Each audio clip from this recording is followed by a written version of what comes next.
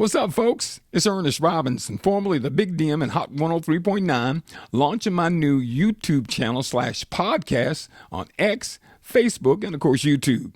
The show is called Sports Hotline, the podcast with Ernest Robinson.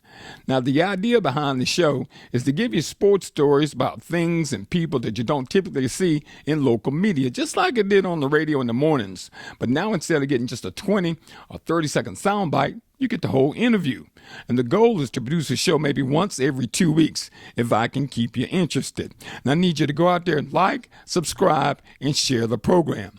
Now, in episode 1 coming up, I was at Meet the Players in Orangeburg at South Carolina State and had an opportunity to sit down and talk with a bunch of Bulldog football players as well as the coaches.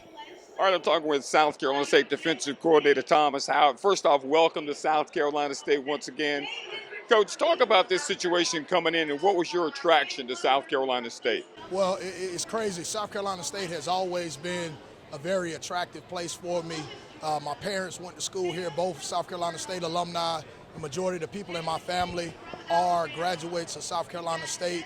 My mom is from Sumter, my dad's from Florence. So this is definitely like coming home and finally getting here. So always was a school that I looked at from afar. And I was like, man, it'd be crazy if I get a chance to work here. So now that I'm here, overly excited, and I can't wait to get started this season. Well, I'll tell you what, we can't wait for you to get started because we had issues last year, and I'm sure you've probably seen film from last season. I always thought our kids were in position to make plays.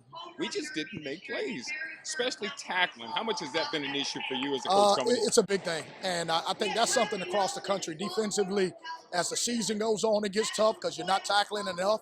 So you have to find creative ways to continue to do that. So we've been trying to do that with, even when we don't have pads on, working on good fundamentals so we can put ourselves in position and understand how to track the ball, how to close up to the ball, how to get my hips on the other guy's hips when I make that tackle so we can get those guys to the ground. So that's a big thing that we're going to be working on all season. I tried to notice today at practice, I was trying to shoot some stuff as well, but I noticed a lot of times when you have some of your best players that you count on out of position are not lining up correctly. How important is it for you to emphasize, especially the guys who you are going to count on to know where they're supposed to be? Well, that's where it all starts, alignment and assignment. You know, if you can't get lined up, you can't execute your assignment. And so that's the big thing that we've been working on all summer. As we talked through and did walkthroughs and things like that, meeting in the meeting room, we talked about the importance. So now that we're out there practicing, it's time to get it done. And so that's all we've been focused on, getting in the right spot and now getting my eyes in the right spot so I know how to react. And that's a big thing for us defensively. As a linebacker coach, talk about your linebacking group because last year, of course, linebackers, again, we're always in position to make plays, but a lot of times we just didn't make plays. We're in the backfield and have somebody for a 3-yard loss. They break a tackle. It's a 6-yard gain. Right. Those things will eventually wear you down, and it caught up with us toward the end of the season. Big thing for me is reading your key and reacting. Big thing for me is reading your key and reacting fast, making sure that our guys do a great job of seeing what's happening and they attack. So I want those guys to get downhill and play fast and physical, and that's all I've been talking about all summer. And, you know, as we're getting into camp, we're finally starting to do that. Had a pretty good day today moving around, and it's only going to get better as the season goes on. When you talk about the season, of course, it's a very competitive schedule. You start off with Jackson State. No one knows anything about them, but you know they're going to have some athletes as far as coming in. Mm-hmm. How do you get prepared for a team like that you really don't know an awful lot about them? And they don't know a lot about you. Right. They probably know more about you than you know about them. I think it starts with us first, and us knowing our assignment and being able to play assignment sound. And then from there, as we get into the game, we'll be able to game plan and make adjustments as needed. But it starts with us doing us and understanding the fundamentals of what we're doing defensively. And now whatever switch or adjustment we make in game, the guys will already know what to do, and it'll be second nature.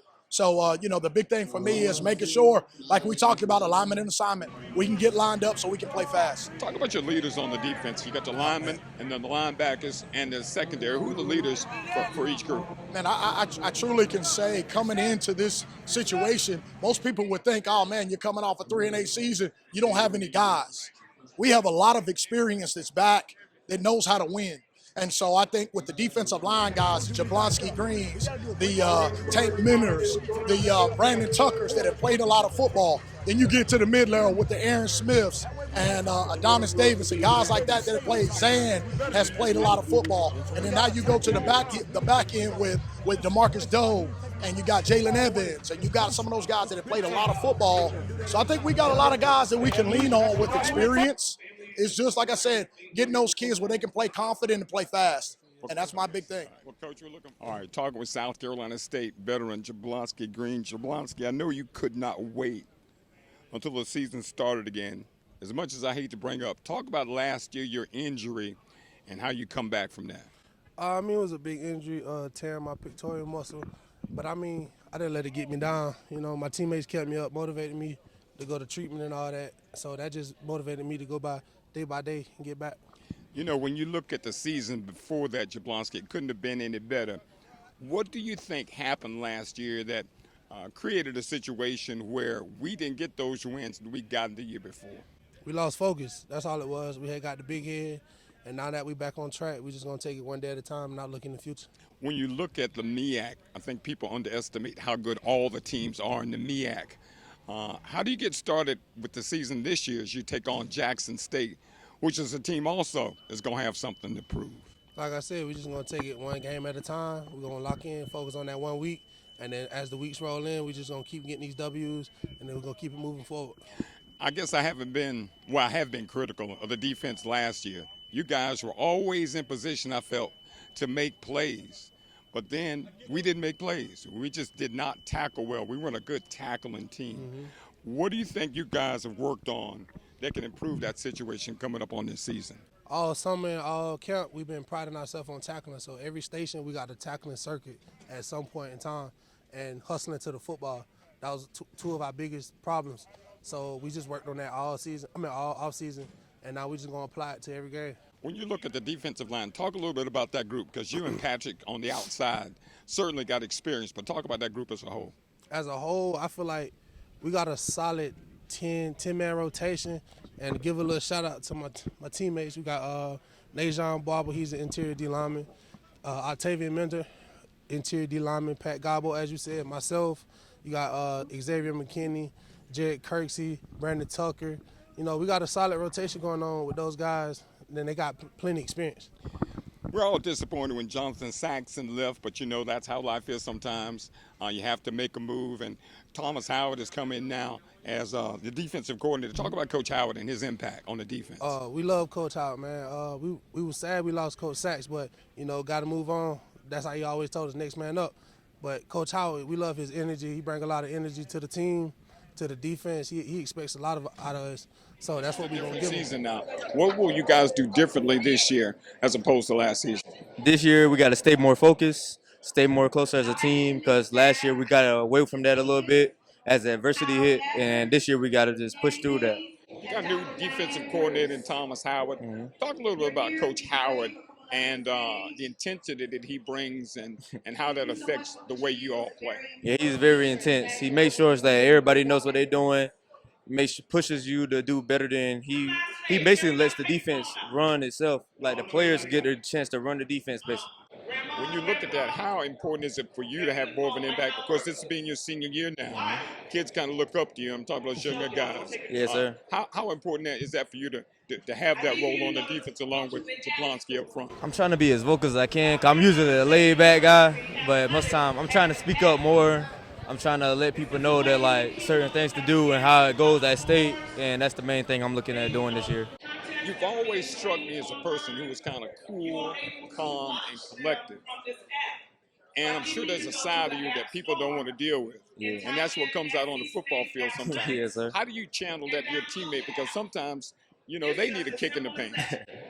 Sometimes you just got to, you got to let them see another side of you, basically. Because sometimes they be like, man, Pat, chill. He ain't going to try to raise his voice at nobody or nothing like that. But sometimes you just got to show them.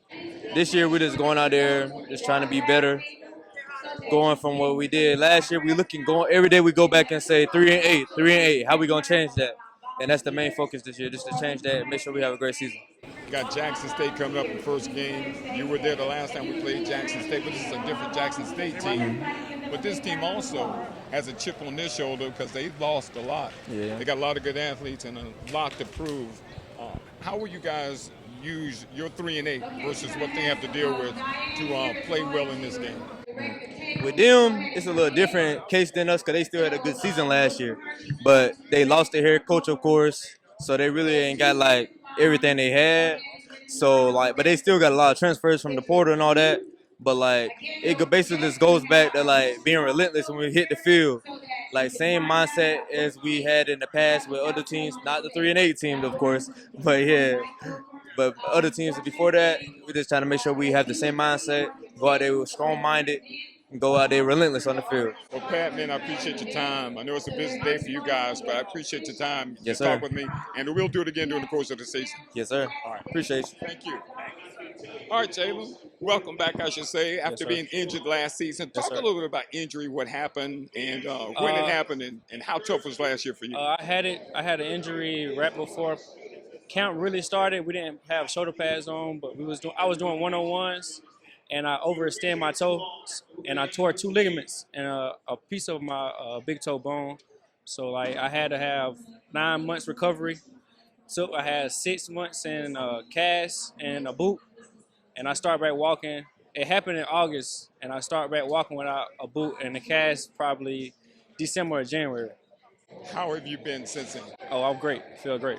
When you look at last season, of course, last season's last season, talk Yes, sir. about this year now, and what a difference you think that you can make on this team, because let's face it, we had a good team last year. Yes, sir. We did. I bring back more leadership. I can help the team when adversity hit. I can help the team stay together and be a leader. That's the main thing that we need right now. But I know my factor of being a playmaker is going to bring a lot back to the team on the defense that we need a lot, making more tackles. We've been missing a lot of tackles last year, so I know that's a fact. I know I'm going to have an average 10 or more tackles, especially the position that I'm playing now.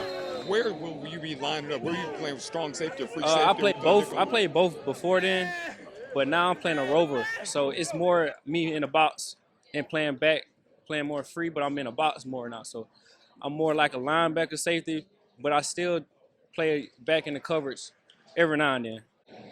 When you look at this group, and you've been with this group, of course, ever since you've been there, talk about the other guys on this team to make this defense go. We got some of the linebacker come back, Ernest Smith. I think he was the first team all-conference. Ernest Smith, we just got a transfer. Aiden Weber, that's another linebacker. And we got some young guys, Zan Dunham, Jaden Jones. And then we got some of the safeties, DBs, Michael McGee. He's a transfer from Alcorn. He's going to help us real big leadership-wise, too. DeMarcus Doe, he's a graduate student. He's coming back. He played last year a whole lot more than he normally have. But he's going to come back and help us more. We got some new corners, Michael Brunson, Jamari Benjamin, and some freshmen that was freshmen last year, Marquise Bradley and Jayon Allen. There's going to be some guys. You know, we replaced Coach Saxon moved on. Yes, sir. And Coach Howard has come in now. Yes, sir. Talk about Coach Howard and his impact on this team from the standpoint of trying to get you guys back. Oh, Coach at the top Howard of the bag. brings he's a whole little different guy than Coach Sachs is. But he's more of stopping on the run, because that was one of our main problems, stopping the run last year. So, like, that's the main focus right now, stopping the run. So I feel like the defense that he's bringing is going to help us a lot, stopping the run.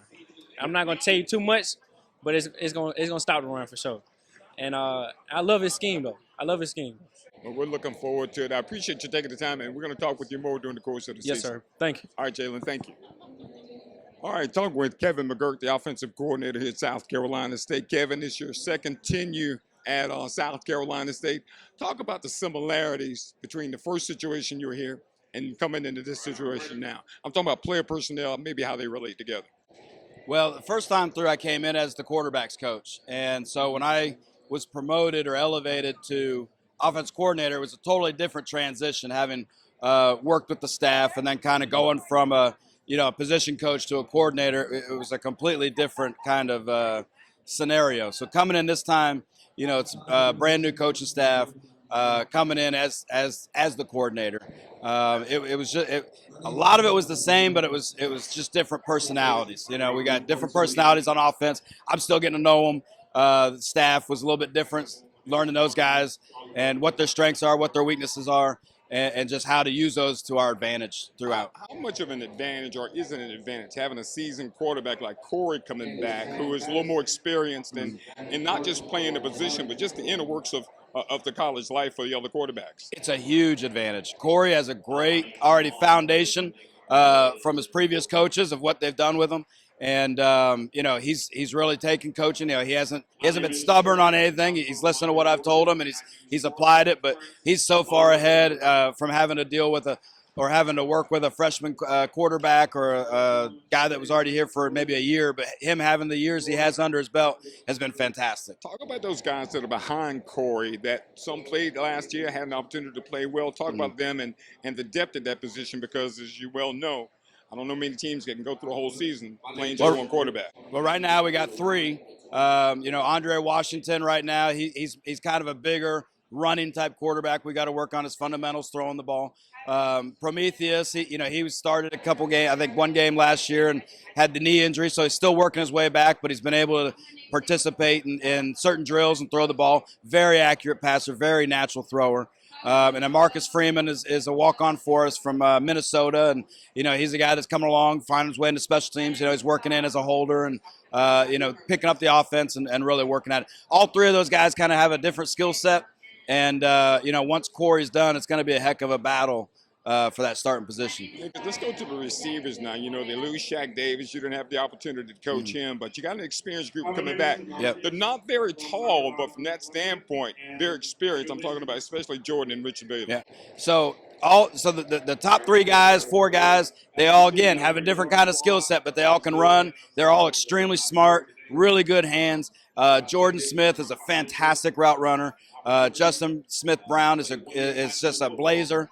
And then Rakim White is another guy that can stretch the field. He's got really good hands and does a lot of good things there. And then you got guys like Richard Bailey coming back. He's just a tough little slot guy that can get those short yards and be a great blocker and do a fantastic. These guys are looking at me here. He does a great job of getting those tough yardage and those tough catches. And now that we're adding in the tight end a little bit more, with Keyshawn Toney and Khalil Ellis is coming along, and we got a freshman, Nick Brown, that's really starting to show some stuff. It's just going to add to the passing attack and what we do offensively. Kevin, last year, Coach Pugh, to me, every week, we got to be able to run the ball. We got to be able to run the ball. We weren't able to run the ball at all. What do you think the problem was, and how do you try to fix that going into this season? Well, I don't like to really talk much on previous coaches' work and stuff like that, but I would say that we got some guys that can run it. We got a great offensive line. We got young backs. All of them kind of have a different skill set they bring to the table, and they all want it. They got that desire, and they've shown a lot of stuff for us. So, in terms of moving forward, we've emphasized working on the run, and they've really taken to it, and they're doing a great job with it. How has the offensive line, and Mitchell talked to Deshaun Goddard and the offensive line in that group, but talk about that group you got coming back. Say that again. The offensive line in that group and the experience of that group, how has that been beneficial? Absolutely. Yeah, they're extremely smart. Coach Goddard's done a phenomenal job with them. They're physical. Some of them aren't necessarily the tallest guys. We don't have the 6'4", 6'5" guy, but we got guys that are smart and can move. And I think that's something that said when I was here the first time, those from 08 to 12, we had guys that could move. And that's something we've always kind of pride ourselves on, not having the big, heavy guys that are slow-footed. We have those guys that can run and that are smart. And that's going to take us a long way. Kevin, welcome back. It's good to see you, and I'm looking forward to the season. Absolutely. It's good to be back. I appreciate it. All right, Deshaun Goddard, offensive line coach here at South Carolina State. Talk a little bit about your group and what you bring back this year and your expectations for your group. Absolutely, Mo. The offensive line, we're bringing back Nick Taste. Nick Taste will be our left guard, left tackle. We're bringing back Cam Johnson. He'll be at left tackle for sure. Eric Brown, he's at center. Those three guys started for us for probably about the last 3 years or so, Celebration Bowl year. They were COVID freshmen, and now they're finally my old guys. They're redshirt juniors. On the right side, we'll have Dallas Ford. Dallas Ford is a fourth-year senior. He's a good young man as well. At the right tackle position, who am I missing? It's going to be a battle between Kanan Liggins for sure. He's a true freshman, really good true freshman. Going to help out and pay a lot of dividends out there for us as well. And that kind of round out our starting five or so. We got a battle going on with Ian Shark, some other guys, Jaden Johnson. So it should be a good look. I'm trying to pray and figure out who's going to be my top 5 out of those 6 young men I named. All right, now we got the offensive lineman sort of set, and I'm not going to, this isn't your deal, but of course, when you have to be able to run the football, it is your deal from the standpoint of production. Right. How do we flip the production from last year where the run game just simply was not effective at Right. all or consistent enough to keep you in ball games? How do you flip that this year with your experienced group? Man, start more with more consistency up front. We got to be better on our double team blocks. We got to be better helping one another, making sure our eyes are up for blitzing linebackers. But it starts with double teams. You know, I think last year we were predetermining who was going to get the linebacker, and this year I think we need to be more steadfast on the down guy. Those are the simple, basic fundamentals we've been working on all of training camp. I think if we can do some of those things, we'll be much better. We got a lot better in the backfield of that as well. You know, hopefully you guys see that on the 26th, you know what I mean? But a lot better in the backfield. But it starts with us up front, our chemistry and our synergy up front.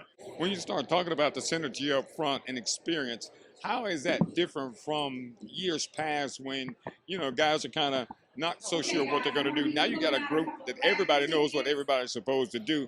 A lot more pressure on them from that standpoint. Absolutely. Just like you said, we got more of a 10-year group of guys who've been there a little bit longer. Some of these older guys, they've been literally living with one another for the last 3 years. So that should show on the field. Their chemistry off the field should show their chemistry on the field. What's been different from the years prior, I didn't know who was going to start. Honestly, I was going all the way up to the day of the game trying to decide who was going to be my guys or whatever. Now we kind of got that veteran group where I know I got an idea of my top 4 for sure. Like I said, we got a battle going on between Kane Liggins and Ian Shark, but my top 4 is pretty much solidified, so we'll see. All right, now you talk about your top 4. Of course, the center position is Eric Brown. Eric Brown, yeah. Who's behind Eric Brown? Because let's face it, you know, in the years past, you go 3 or 4 games and somebody's out, and all of a sudden you got to move this Yes, guard sir. to the center. What happens if Eric Brown goes down? Great question, man. We have a young man named Chandler Muller. He is a walk-on who's turned into a scholarship young man, and he's been busting his tail, man. He played so good and played so hard last week. We actually had to send him to the hospital for an IV, but he was happy to do it because he had the best game of his career. He was selling all out for the offensive line and the team, and he is in a battle with Eric Brown. Eric Brown is just so darn good. I might even put Chandler Muller at guard some a little bit because he's just playing that well as well, and that's creating competition with the first group, and that's how you know you're good. When the second group guys are pushing your first group guys, that's how you know you're going to have a good offensive group. Who are the guys that are most versatile on your offensive line? Because sometimes it's a situation where you're in a game, it's a critical game, and a starter goes down, and you may, instead of bringing somebody in off the bench, bring somebody and move somebody over. How do you arrange those pieces? Yeah, our Mr. Versatility is Dallas Ford. He can play all 5 positions for me. You kind of see it in their own skill set. You know, certain guys play center at high school, certain guys play tackle in high school, and as a college coach, it's on you to make sure you remember those things for when you in a bind or in this crunch time, and you say, oh, Dallas, go play center for me real quick, or Dallas, play left tackle for me. So he knows he's my swing guy. He's my 6th man. He's pretty, man, I tell him all the time, man, you're making yourself so valuable. I have to travel you every week, and he's doing a good job when he's out there. So I think Dallas Ford is my only guy who's played all 5 positions since he's been here. Who is the only coach in your coaching staff who's done that? Me. No. Ooh, David Coach Pugh. Blanchard. Who? David Blanchard. He sure did. David Blanchard played every position. He sure He did. played every position on the offensive line Yeah. every week. Well, listen, I did too now. I didn't know he did, but that's even better. I do Gamecock football. Yeah, oh, that's right. But no, I didn't know that. I'm going to mess with Coach B when I see him. Blanchard played every position. Good. I did not know that, man. Yeah. See, people forget he used to coach offensive line as well. And I know he's a great defense line coach, but I did not know that. I can't wait to go holler at Coach B. Yeah. Now, as far as this year is concerned, Nashawn, from a team standpoint, what do you see about this team and the energy of this team that maybe toward the end of the season last year started to kind of wane a little bit? Because, you know, when stuff starts going south, Yeah. I mean, it just went from bad to worse. Yeah, well, I can tell you one thing. From just this spring and going into training camp, we are so much more together as a team. I mean, offense, defense, everything. We play so much better together. And I think because I'm just going to be honest with you. When you're 3-8, a lot of people don't want to hang out with you. So I think these guys got together. They hung out together. They realized that, hey, it's us against the world, besides our Bulldog faithful, of course. But we got to get back together and flip this thing around. We got to win games. We got to be together. We got to lift weights together. We got to run together. We got to eat together in order to get this thing right. It's almost funny when you look back and you think it's a story that people made up. the fall of last year from the standpoint of having such a great year the year before. Talk about getting full of yourself over the course of the year. One of the things that happened, I think, last year was the team really kind of enjoyed it perhaps a little bit too much and just thought some things would happen. It just didn't happen last year. Well, you know how it is, man. It's that jet lag. It's that winner's remorse, man. Everybody patting you on your back, telling you how great you are, and sometimes you don't work as hard as what you once did. You know what I mean? And I think our guys realize that, and they say, let's get back to the drawing board. Let's get back to what we are. And we are, just like our head coach, we are hard-nosed, country boy football team that just plays hard. We don't need that glitz and glamour. We don't need rappers all in our locker room. We just play hard to do what we're supposed to do, and they show it on the field. Like our boys now, they ain't complaining about nothing. They ain't complaining now. And we're out here in 100-degree weather, midday. They haven't complained one time. And I love it because now they're getting back to that gritty, bulldog, hard-nosed football that we've always been. Hey, Sean, thank you, man. I appreciate your time. Man, thank you for having me, big dog. All right, brother. All right, I hope y'all enjoyed the first episode of Sports Hotline, the podcast with Ernest Robinson. Now, I won't always be South Carolina State, but that's where I spend most of my time. And I'll be down there next week for Press and Picture Day, and I'll have a conversation with head coach Buddy Pugh, quarterback Corey Fields, and some other Bulldog players. But I commit to you, I'm going to get over to Benedict. I'm going to get over to Allen. Going to do some stuff with the high school coaches like we did on the radio in the mornings and try to bring it to you on Sports Hotline, the podcast with Ernest Robinson. Need you to go out there, subscribe, like, and share the program. Tell a friend and come back for the next episode. Until then, go out on X, give me a follow. I'm at hashtag EROB87Ernest. That's hashtag EROB, EROBB 87 Ernest. We'll see you next time on Sports Hotline, the podcast with Ernest Robinson.